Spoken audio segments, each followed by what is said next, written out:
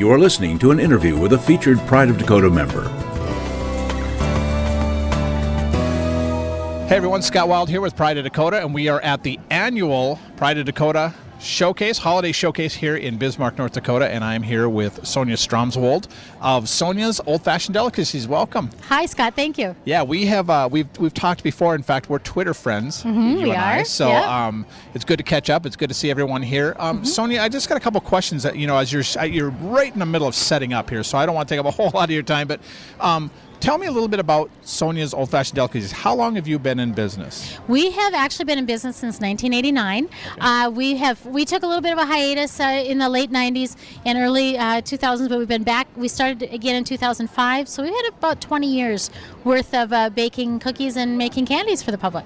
Wow. And how did the business start? Is it a family tradition? Is it something that's been passed down? Or how did you get into this business? I baked with my grandmother and my mother as a kid, and I needed to earn a little extra cash on Christmas, and Mom said, why don't you bake a few things for the local craft show?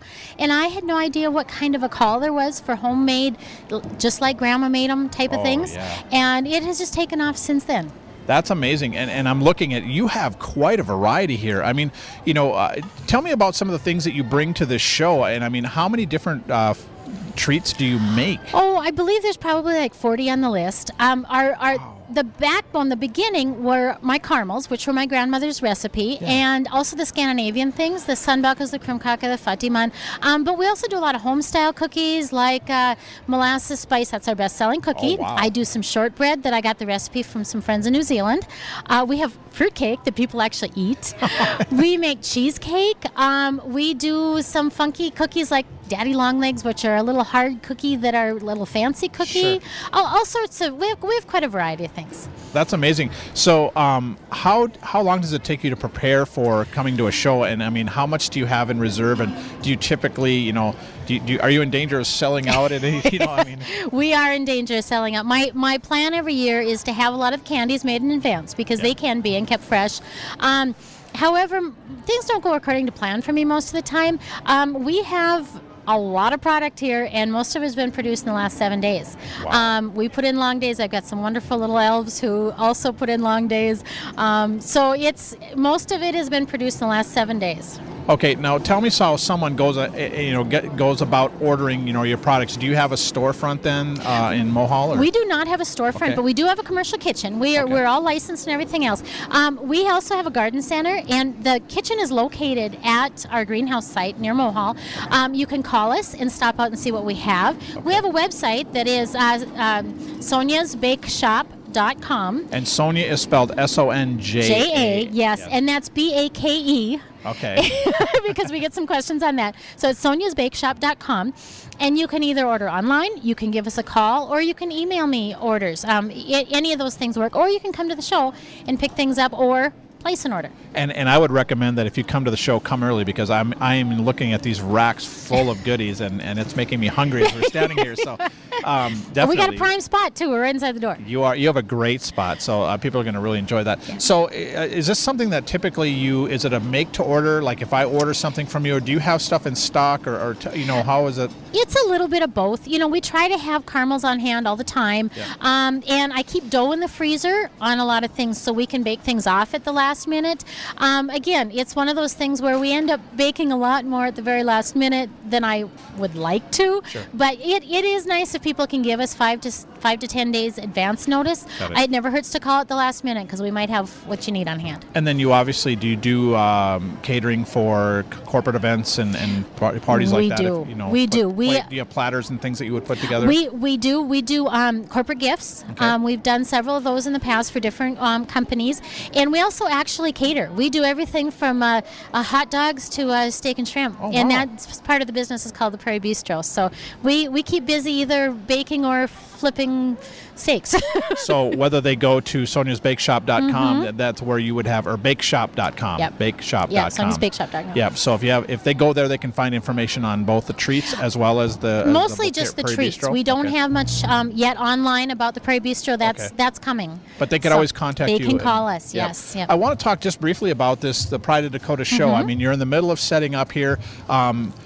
how many of the shows have you been to? Have you been to the Grand Forks in Fargo and Minot, or is this I do all 4 of the shows. Yep. And, well, actually 5 if you could include the Harvest one in Dickinson. Oh, yeah. And I don't make the spring one because it conflicts with our garden center. Sure. But Pride of Dakota is a huge part of my business. It's a way for me to advertise, to reach out to the public, and so people can. With food, you got to taste it, you got to see it. I agree. To want it, and it's really a wonderful way for us to touch base with my customers, and they also have some wonderful marketing programs that I have used. I have been a member since 1989 or 90, I'm not sure which. Wow. And I have used them extensively for all that time, through different stages, from when I knew nothing to now where I have a lot more experience and I'm delving deeper into different marketing plans. Well, absolutely. In fact, you and I met at one of the classes that Yep. I teach social media classes, and that's how we actually got to know each other. You got me set up with my blog, which is soniasbakeshop.wordpress.com. That's awesome. I'm so proud of you. I see you on, you're doing the right things in the social media, and I think it takes time. So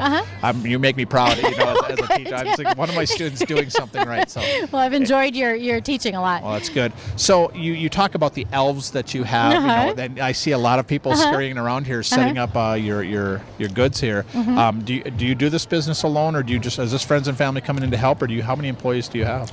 My husband and I own the business, and he helps out some. He's gotten another job where it keeps him a lot busier now than a taste tester? Yeah, he is a taste tester. My mother helps a lot, and I have during this season I have 2 full-time employees, and probably about 6 or 8 part-time employees who come in after school, after work, that sort of thing, and really get me over the hump on a lot of things. And then there's the odd boyfriend who shows up and helps the girlfriend while she's setting up. So that always helps. Anywhere you does. can get a free hand. Yes. That we talk about the importance of these shows, and now these are becoming. We're setting records. Pride of Dakota is setting records at every show. Yep. This one alone has set a record for a number of booths. Yep, and booths. attendance. Yep. Fargo set an attendance record and a booth record. I think they sold out those shows. And how important it is for you to jump on that bandwagon early. When my application comes in the mail, I open the envelope, fill out the information, write the check, and go back to the post office that day, because I do not want to miss a show. Yeah. The first show, the Grand Forks show, a lot of other vendors had a wonderful show. It was kind of average for me. The other 2 shows, Minot and Fargo, I set records. Wow. We sold out of a lot of things, and I'm anticipating the same thing here. So it's very important for me to be here, and it's partly for the customers, and we also network with other vendors. You figure out where to order boxes, or another marketing outlet, or geez, I'm having problems with this recipe, what would you do? Yeah. And it's fantastic in a lot of ways. That's awesome.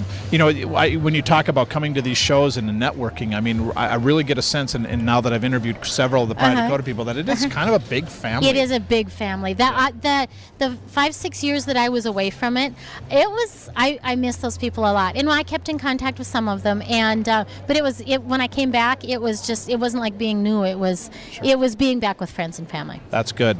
Well, Sonja, we wish you the very best this weekend. And people, why don't you give them the contact information with the phone number, website, any of that you want? All right. I don't have the 800 number off the top of my head, but the website is Sonja's Bake Shop. That's SonjaSBakeshop.com. Yep.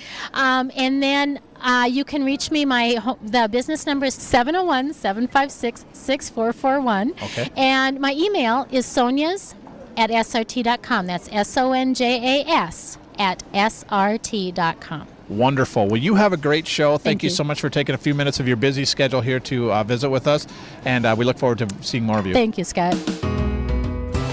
To learn more about this featured Pride of Dakota member, visit our website, prideofdakota.com. To become a featured Pride of Dakota member, send an email to prideofdakota@gmail.com. To listen to the full podcast of North Dakota Now, click on the podcast link on our website, prideofdakota.com. Thanks for listening.